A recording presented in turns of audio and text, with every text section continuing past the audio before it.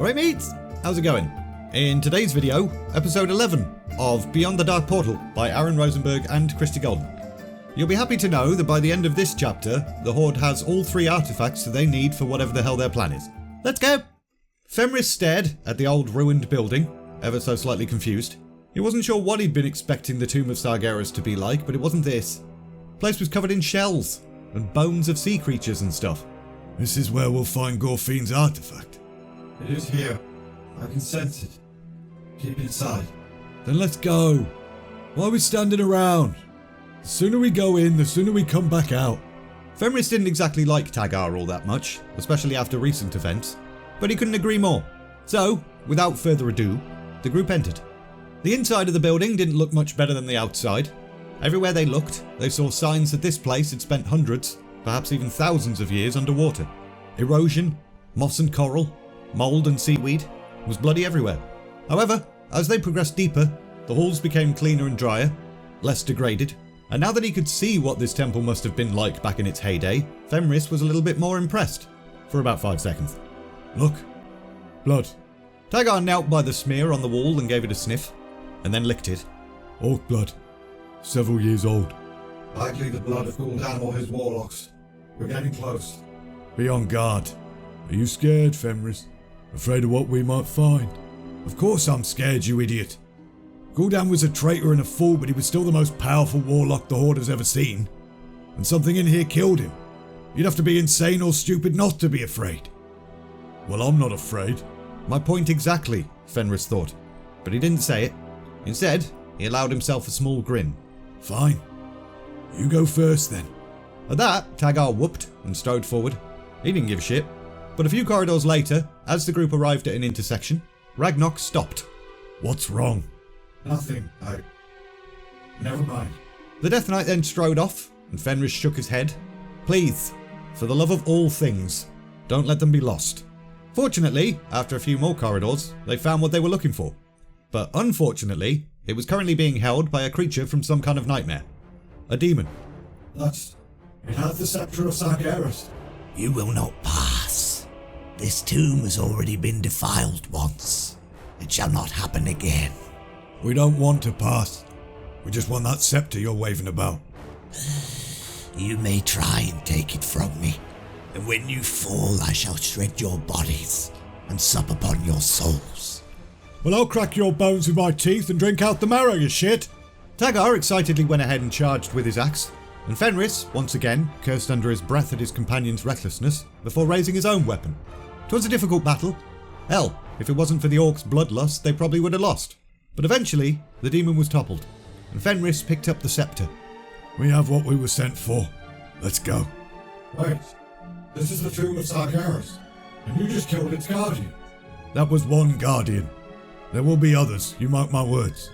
We should get the Eye of Sargeras as well. Do you remember when I was confused earlier? It was because I was sensing another artifact. The one that Gul'dan saw.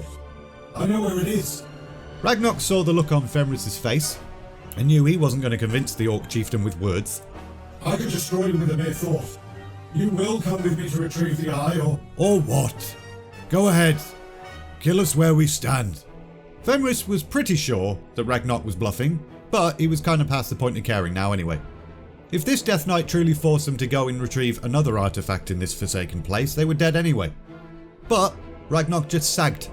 He'd been bluffing after all. Fools. Maybe, but fools will live to see another day. Without another word, Fenris and Tagar turned and walked off. And after a few moments, Ragnok decided they were probably right and buggered off as well. Several days, or whatever, later, Fenris, Tagar and Ragnok arrived back at the Blasted Lands, sailing some of the way before being picked up by dragons and stuff. Do you have it? Yes, we have it. What now? Now we make haste back through the portal. Our tasks here are finished. Azeroth is no longer important to us. Good riddance, I say. Fenris started to ask for more details about this plan, but was interrupted by a loud rumbling. And as he turned, he saw a mass convoy of carts rolling into the valley. Deathwing's cargo, he thought. Must be.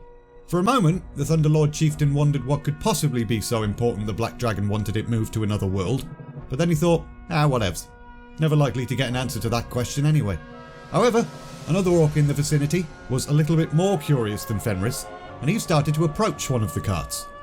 And as soon as he got close, the dragons that had borne Fenris and his group here went into attack mode, screeching and looking very aggressive indeed.